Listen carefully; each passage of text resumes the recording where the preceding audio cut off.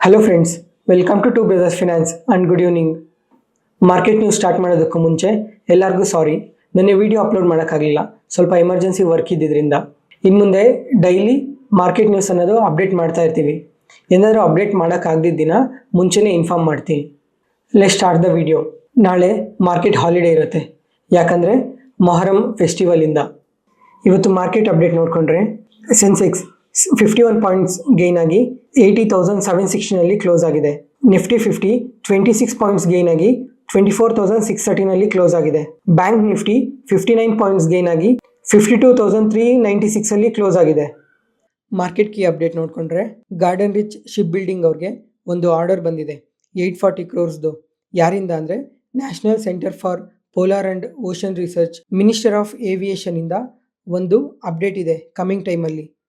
Drone policy ಬಗ್ಗೆ, drone ಬಳಸೋ ಪ್ರಮಾಣ ಜಾಸ್ತಿ ಆಗುತ್ತೆ ಅಂತ ಅಗ್ರಿಕಲ್ಚರ್ ಸೆಕ್ಟರಲ್ಲಿ ಮತ್ತು ಹೆಲ್ತ್ ಕೇರಲ್ಲಿ.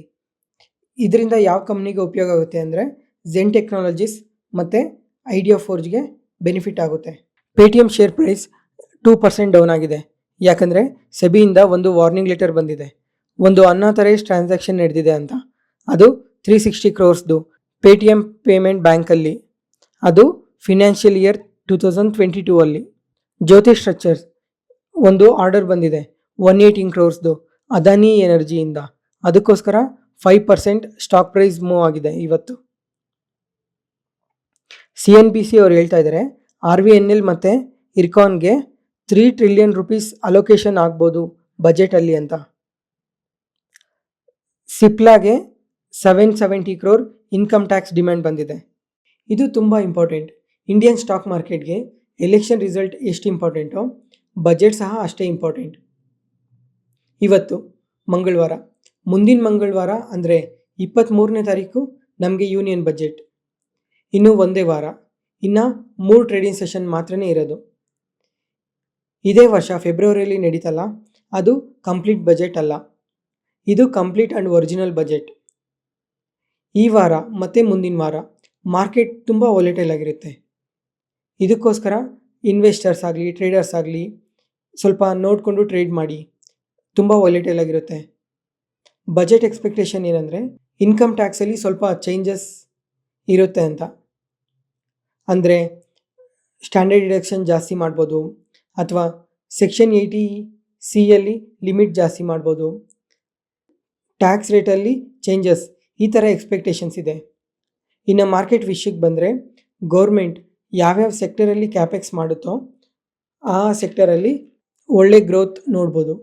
ಲಾಸ್ಟ್ ಇಯರ್ ನೋಡಿಕೊಂಡ್ರೆ PSU, ರೈಲ್ವೆ, ಪವರ್, ಡಿಫೆನ್ಸ್ ಮತ್ತು ಇನ್ಫ್ರಾ ಈ ಸೆಕ್ಟರಲ್ಲಿ ತುಂಬ ರ್ಯಾಲಿ ಆಗಿದೆ. ಜೊತೆಗೆ ಈ ಸೆಕ್ಟರ್ ತುಂಬ ಓವರ್ ವ್ಯಾಲ್ಯೂಷನಲ್ಲೂ ಇದೆ. ಎಸ್ಪೆಷಲಿ PSU ಮತ್ತು ರೈಲ್ವೆ ಇದು ತುಂಬ ಓವರ್ ವ್ಯಾಲ್ಯೂಷನಲ್ಲಿದೆ. ಪವರ್ ವಿಷಯಕ್ಕೆ ಬಂದರೆ ಇನ್ನೂ ಗ್ರೋತ್ ಪೊಟೆನ್ಷಿಯಲ್ ಇದೆ. ಲಾಂಗ್ ಟರ್ಮ್ಗೆ ಯಾರಾದರೂ ಇನ್ವೆಸ್ಟ್ ಮಾಡಬೇಕು ಅಂದರೆ ಅನಾಲಿಸಿಸ್ ಮಾಡಿ ಒಂದು ಒಳ್ಳೆ ಪೊಟೆನ್ಷಿಯಲ್ ಸ್ಟಾಕಲ್ಲಿ ಇನ್ವೆಸ್ಟ್ ಮಾಡಿ. ಇನ್ನೂ ಸ್ವಲ್ಪ ಇನ್ವೆಸ್ಟರ್ಸ್ ಬಜೆಟ್ ದಿನ ರ್ಯಾಲಿಗೋಸ್ಕರ ಈ ಸೆಕ್ಟರಲ್ಲಿ ಇನ್ವೆಸ್ಟ್ ಮಾಡ್ತಾರೆ. ಇಲ್ಲಿ ಒಂದು ನೆಗೆಟಿವ್ ಇದೆ. ಬಜೆಟಲ್ಲಿ ಕ್ಯಾಪೆಕ್ಸ್ ಅನೌನ್ಸ್ ಮಾಡ್ತಾ ಯಾವುದಾದ್ರೂ ಸೆಕ್ಟರ್ಗೆ ಹಿಂದಿನ ವರ್ಷಕ್ಕಿಂತ ಸ್ವಲ್ಪ ಕಮ್ಮಿ ಕ್ಯಾಪೆಕ್ಸ್ ಮಾಡಿದ್ರೆ ಆ ಸೆಕ್ಟರಲ್ಲಿ ಕಂಪ್ಲೀಟ್ ನೆಗೆಟಿವ್ ಪರ್ಫಾರ್ಮ್ ಮಾಡೋ ಚಾನ್ಸಸ್ ಇದೆ. ಇನ್ನೂ ಹೊಸ ಪಾಲಿಸಿ, ಇನ್ನೂ ಹೊಸ ಸೆಕ್ಟರ್ ಬಗ್ಗೆ ಏನಾದರೂ ಮಾತಾಡಿದ್ರೆ ಅದಕ್ಕೆ ಪಾಸಿಟಿವ್.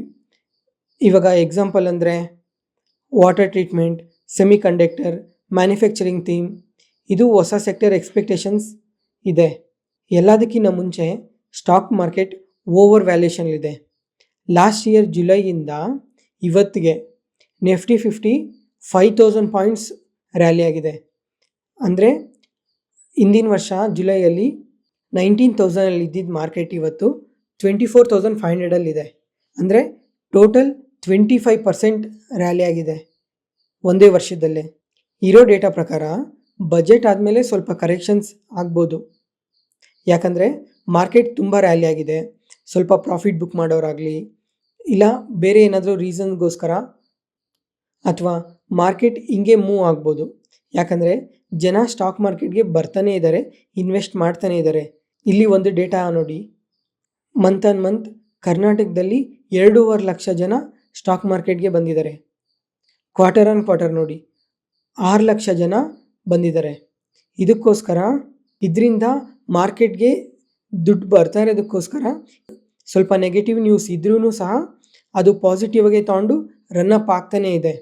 ಮಾರ್ಕೆಟಲ್ಲಿ ಕಂಟಿನ್ಯೂಸ್ ಹಿಂಗೆ ರನ್ನಪ್ ಆಗ್ತಾ ಇದ್ರೆ ಎಂದೋ ಒಂದಿನ ತುಂಬ ಫಾಲ್ ಆಗೋಗುತ್ತೆ. ಅದಕ್ಕೋಸ್ಕರ ಇವಾಗ ಸ್ವಲ್ಪ ಕರೆಕ್ಷನ್ ಅನ್ನೋದು ಇರಬೇಕು. ನೆಗೆಟಿವ್ ನ್ಯೂಸ್ ಇದ್ದಾಗ, ಇಲ್ಲಾಂದರೆ ಬೇರೆ ಸೆಂಟಿಮೆಂಟಲ್ ಏನಾದರೂ ನೆಗೆಟಿವ್ ಡೇಟಾ ಇದ್ದಾಗ ಮಾರ್ಕೆಟಲ್ಲಿ ಸ್ವಲ್ಪ ಕರೆಕ್ಷನ್ ಇದ್ದರೆ ಮಾರ್ಕೆಟ್ಗೂ ಒಳ್ಳೆಯದು, ನಮಗೂ ಒಳ್ಳೆಯದು. ಯಾಕಂದರೆ ಇವಾಗ ಸ್ವಲ್ಪ ಮಾರ್ಕೆಟಲ್ಲಿ ನೆಗೆಟಿವ್ ಇದ್ದಾಗ ಲಾಸ್ ಚಿಕ್ಕದಾಗಿ ಕಾಣುತ್ತೆ. ಒಂದೇ ಸಲ ಮಾರ್ಕೆಟ್ ಕಂಪ್ಲೀಟ್ ಡೌನ್ ಆಗೋದ್ರೆ ನಮಗೆ ತುಂಬ ಲಾಸಸ್ ಅನ್ನೋದು ಕಾಣಿಸುತ್ತೆ. ಅದಕ್ಕೋಸ್ಕರ ಇನ್ವೆಸ್ಟ್ ಮಾಡೋದಕ್ಕೂ ಮುಂಚೆ ಅನಾಲಿಸಿಸ್ ಮಾಡಿ ಕಲ್ತ್ಕೊಂಡು ಇನ್ವೆಸ್ಟ್ ಮಾಡಿ. ಅವಾಗ ಮಾತ್ರ ಸ್ಟಾಕ್ ಮಾರ್ಕೆಟಿಗೆ ಬನ್ನಿ. ಎಂದೇ ಆಗಲಿ ಸ್ಟಾಕ್ ಮಾರ್ಕೆಟಲ್ಲಿ ಲಾಂಗ್ ಟರ್ಮ್ ಗೋಲ್ ಇಟ್ಕೊಂಡು ಇನ್ವೆಸ್ಟ್ ಮಾಡಿ. ಶಾರ್ಟ್ ಟರ್ಮ್ಗೋಸ್ಕರ ಇನ್ವೆಸ್ಟ್ ಮಾಡೋಕ್ಕೆ ಹೋಗಬೇಡ್ರಿ. ಜಿಯೋ ಫಿನಾನ್ಷಿಯಲ್ ಲಿಮಿಟೆಡ್ ಇದು ರಿಲಯನ್ಸ್ ಕಂಪ್ನಿದು. ಈ ಕಂಪ್ನಿ ಬಿಸ್ನೆಸ್ ಏನಂದರೆ ಇನ್ಶೂರೆನ್ಸ್ ಸೆಗ್ಮೆಂಟಲ್ಲಿ ಪೇಮೆಂಟ್ ಮತ್ತು ಕೋರ್ ಇನ್ವೆಸ್ಟ್ಮೆಂಟ್ ಬಿಸ್ನೆಸ್ಗೆ ಎಂಟರ್ ಆಗಿದೆ. ಇದು ರಿಸಲ್ಟ್ ನೋಡಿಕೊಂಡ್ರೆ ಸೇಲ್ಸ್ 1% ಗ್ರೋ ಆಗಿದೆ, ಎಬಿಟಾ 9%, ನೆಟ್ ಪ್ರಾಫಿಟ್ 6% ಡೌನ್ ಆಗಿದೆ. ನೆಕ್ಸ್ಟ್ ಏಂಜಲ್ ಒನ್, ಇದು ಬ್ರೋಕಿಂಗ್ ಕಂಪನಿ. ಈ ಕಂಪ್ನಿ ಏನು ಸರ್ವಿಸ್ ಕೊಡುತ್ತೆ ಅಂದರೆ ರಿಸರ್ಚ್ ಸರ್ವಿಸ್ ಆಗಲಿ, ಇನ್ವೆಸ್ಟ್ಮೆಂಟ್ ಅಡ್ವೈಸರಿ ಮತ್ತು marginal trading facility, loans against shares, investors education. ಈ ಕಂಪ್ನಿದು ರಿಸಲ್ಟ್ ನೋಡಿಕೊಂಡ್ರೆ ಸೇಲ್ಸ್ 74% ಗ್ರೋ ಆಗಿದೆ, ಎಬಿಟಾ 47%, ನೆಟ್ ಪ್ರಾಫಿಟ್ 33% ಗ್ರೋ ಆಗಿದೆ, EPS 23% ಗ್ರೋ ಆಗಿದೆ. ಓವರಾಲ್ ಪಾಸಿಟಿವ್ ರಿಸಲ್ಟ್ನ ಪೋಸ್ಟ್ ಮಾಡಿದೆ. Next HDFC asset management company. ಈ ಕಂಪ್ನಿ ಬಿಸ್ನೆಸ್ ಒಂದು HDFC ಮ್ಯೂಚುವಲ್ ಫಂಡ್ ಮ್ಯಾನೇಜ್ ಮಾಡ್ತಿದೆ. ಈ ಕಂಪ್ನಿ ಬಿಸ್ನೆಸ್ ಏನು ಮಾಡ್ತಿದೆ ಅಂದರೆ HDFC ಮ್ಯೂಚುವಲ್ ಫಂಡ್ ಮ್ಯಾನೇಜ್ ಮಾಡುತ್ತೆ, ಜೊತೆಗೆ ಪೋರ್ಟ್ಫೋಲಿಯೋ ಮ್ಯಾನೇಜ್ಮೆಂಟ್ ಸರ್ವಿಸ್ ಕೊಡುತ್ತೆ. ಸೇಲ್ಸ್ ಇದರ ರಿಸಲ್ಟ್ ನೋಡಿಕೊಂಡ್ರೆ ಸೇಲ್ಸ್ 35% ಗ್ರೋ ಆಗಿದೆ, ಎಬಿಟಾ 39% ಗ್ರೋ ಆಗಿದೆ, ನೆಟ್ ಪ್ರಾಫಿಟ್ 26% ಗ್ರೋ ಆಗಿದೆ, EPS 26%. ಓವರಾಲ್ ಗುಡ್ ರಿಸಲ್ಟ್ನ ಪೋಸ್ಟ್ ಮಾಡಿದೆ. ಇಯರ್ ಆನ್ ಇಯರ್ ಆಗಲಿ, ಕ್ವಾರ್ಟರ್ ಆನ್ ಕ್ವಾರ್ಟರ್ ಆಗಲಿ. ರಿಸಲ್ಟ್ ಅನೌನ್ಸ್ ಆದಮೇಲೆ ಜೆಫ್ರೀಸ್ ಅವರು ಬೈ ರೇಟಿಂಗ್ ಕೊಟ್ಟಿದ್ದಾರೆ, 4900 ಟಾರ್ಗೆಟ್ ಪ್ರೈಸ್ ಕೊಟ್ಟಿದ್ದಾರೆ. Next HDFC life insurance company. ಈ ಕಂಪ್ನಿ ಬಿಸ್ನೆಸ್ ಬಂದು ಲೈಫ್ ಇನ್ಶೂರೆನ್ಸ್ ಸೆಗ್ಮೆಂಟಲ್ಲಿ ವರ್ಕ್ ಮಾಡುತ್ತೆ, ಜೊತೆಗೆ investment products such as protection, pension, savings ಈ ಸ್ಕೀಮ್ಸಲ್ಲಿ ವರ್ಕ್ ಮಾಡುತ್ತೆ. ಇದರ ರಿಸಲ್ಟ್ ನೋಡಿಕೊಂಡ್ರೆ ಸೇಲ್ಸ್ 15% ಗ್ರೋ ಆಗಿದೆ, ಎಬಿಟಾ 5% ಡೌನ್ ಆಗಿದೆ, ನೆಟ್ ಪ್ರಾಫಿಟ್ 15% ಮತ್ತು EPS 15% ಗ್ರೋ ಆಗಿದೆ. ನೆಕ್ಸ್ಟ್ ಹ್ಯಾಟ್ಸನ್ ಆಗ್ರೋ. ಈ ಕಂಪ್ನಿ ಡೈರಿ ಬಿಸ್ನೆಸ್ಸಲ್ಲಿ ವರ್ಕ್ ಮಾಡುತ್ತೆ. ಈ ಕಂಪ್ನಿ ಡೈರಿ ಬಿಸ್ನೆಸ್ಸಲ್ಲಿ ವರ್ಕ್ ಮಾಡುತ್ತೆ. ಯಾವುದಂದರೆ milk, curd, ice cream, cattle feed ಮತ್ತು ರೆಡಿ ಟು ಈಟ್ ಈ ಸೆಗ್ಮೆಂಟಲ್ಲಿ ವರ್ಕ್ ಮಾಡುತ್ತೆ. ಇದರ ರಿಸಲ್ಟ್ಸ್ ನೋಡಿಕೊಂಡ್ರೆ ಸೇಲ್ಸ್ 10% ಗ್ರೋ ಆಗಿದೆ, ಎಬಿಟಾ 39% ಗ್ರೋ ಆಗಿದೆ, ನೆಟ್ ಪ್ರಾಫಿಟ್ 63% ಗ್ರೋ ಆಗಿದೆ, EPS 63% ಗ್ರೋ ಆಗಿದೆ. ಓವರಾಲ್ ಪಾಸಿಟಿವ್ ರಿಸಲ್ಟ್ಸ್ನ ಪೋಸ್ಟ್ ಮಾಡಿದೆ ಇಯರ್ ಆನ್ ಇಯರ್ ಮತ್ತು quarter on quarter. Bajaj auto. ಈ ಕಂಪ್ನಿ ಬಿಸ್ನೆಸ್ ಏನಂದರೆ 2 ವೀಲರ್ ಮೋಟರ್ ಸೈಕಲ್ ಮತ್ತು 3 ವೀಲರ್ ಆಟೋ ಮ್ಯಾನುಫ್ಯಾಕ್ಚರ್ ಮಾಡುತ್ತೆ. 79 ಕಂಟ್ರೀಸಲ್ಲಿ ಇದು ಬಿಸ್ನೆಸ್ ಮಾಡುತ್ತೆ.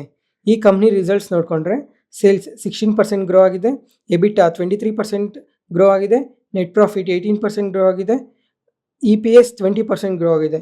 ಇಯರ್ ಆನ್ ಇಯರಲ್ಲಿ ಗುಡ್ ಗ್ರೋತ್ ಇದೆ. ಕ್ವಾರ್ಟರ್ ಆನ್ ಕ್ವಾರ್ಟರಲ್ಲಿ ನೆಟ್ ಪ್ರಾಫಿಟ್ ಸ್ವಲ್ಪ ಡಿಕ್ಲೈನ್ ಆಗಿದೆ. ಬ್ಲಾಕ್ ಡೀಲ್ ಸೆಕ್ಷನಲ್ಲಿ ನೋಡಿದ್ರೆ ನೈಕಾ ಕಂಪ್ನಿಯಲ್ಲಿ ಒಂದು ಬ್ಲಾಕ್ ಡೀಲ್ ನಡೆದಿದೆ. 4.81 ಮಿಲಿಯನ್ ಶೇರ್ಸ್ ಆ್ಯಂಡ್ಸ್ ಚೇಂಜ್ ಆಗಿದೆ. ನೈಕಾ ಅಲ್ಲಿ ಇದು ಎರಡನೇ block deal. 7.93 million shares hands change ಆಗಿದೆ. Bank of Baroda. ಈ ಕಂಪ್ನಿಯಲ್ಲಿ 2.1 ಮಿಲಿಯನ್ ಶೇರ್ಸ್ ಹ್ಯಾಂಡ್ಸ್ ಚೇಂಜ್ ಆಗಿದೆ. ICICI ಬ್ಯಾಂಕಲ್ಲಿ ಒಂದು ಬ್ಲಾಕ್ ಡೀಲ್ ನಡೆದಿದೆ, ಅದು 1.13 ಮಿಲಿಯನ್ ಶೇರ್ಸ್ ಹ್ಯಾಂಡ್ಸ್ ಚೇಂಜ್ ಆಗಿದೆ. ಸುಜ್ಲಾನ್ ಎನರ್ಜಿ. ಈ ಕಂಪ್ನಿಯಲ್ಲಿ ಒಂದು ಬ್ಲಾಕ್ ಡೀಲ್ ನಡೆದಿದೆ, 1.12 ಮಿಲಿಯನ್ ಶೇರ್ಸ್ ಹ್ಯಾಂಡ್ಸ್ ಚೇಂಜ್ ಆಗಿದೆ. Indian oil. ಈ ಕಂಪ್ನಿಯಲ್ಲಿ ಒಂದು ಬ್ಲಾಕ್ ಡೀಲ್ ನಡೆದಿದೆ, 1.06 ಮಿಲಿಯನ್ ಶೇರ್ಸ್ ಹ್ಯಾಂಡ್ಸ್ ಚೇಂಜ್ ಆಗಿದೆ. Bank of Maharashtra. ಇದರಲ್ಲೂ ಒಂದು ಬ್ಲಾಕ್ ಡೀಲ್ ನಡೆದಿದೆ, 1.32 ಮಿಲಿಯನ್ ಶೇರ್ಸ್ ಹ್ಯಾಂಡ್ಸ್ ಚೇಂಜ್ ಆಗಿದೆ. ಈ complete block deal data evening NSE ಮತ್ತು BSE ವೆಬ್ಸೈಟಲ್ಲಿ ಅಪ್ಡೇಟ್ ಆಗುತ್ತೆ. ಈ ಕಂಪ್ನಿ ಶೇರ್ಸ್ನ ಯಾರು ತೊಗೊಂಡಿದ್ದಾರೆ ಅಂತ ಗೊತ್ತಾಗುತ್ತೆ. ಅದರಲ್ಲಿ ನನಗೆ ಈ ICICI bank block deal interesting ಅನ್ನಿಸ್ತಾ ಇದೆ. ಯಾರು ಇಷ್ಟು ಶೇರ್ಸ್ ಒಂದೇ ದಿನ ತೊಗೊಂಡಿರೋದು ಅಂತ. ಈವ್ನಿಂಗ್ ಈ ಡೇಟಾನ ಚೆಕ್ ಮಾಡಬೇಕು. ಇವತ್ತಿಗೆ ಅಪ್ಡೇಟ್ ಮುಗೀತು. ಈ ವಿಡಿಯೋ ಇಷ್ಟ ಆದರೆ ಲೈಕ್ ಮಾಡಿ, ಶೇರ್ ಮಾಡಿ, ಸಬ್ಸ್ಕ್ರೈಬ್ ಆಗಿ. Thank you.